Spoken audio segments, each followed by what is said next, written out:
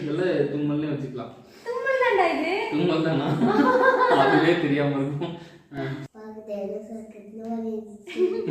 டேய் இது நம்மள ரொம்ப டேமேஜ் பண்ணுமா?